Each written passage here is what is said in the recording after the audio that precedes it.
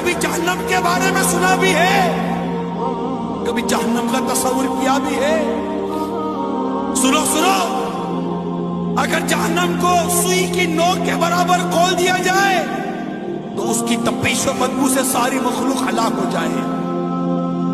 اہل جہنم کا جو مشروب پینے کے لیے دیا جائے گا، اہل جہنم کو جو مشروب پینے کے لیے دیا جائے گا وہ اس قدر خطرناک ہے کہ اگر اس کا ایک ڈول دنیا میں بہا دیا جائے تو دنیا کی تمام کھیتیاں برباد ہو جائیں، نہ اناج اگے نہ پھل۔ کبھی سوچا؟ جہنم کا تصور کیا؟ جہنم کے سانپ اور بچھو بے حد خوفناک ہیں۔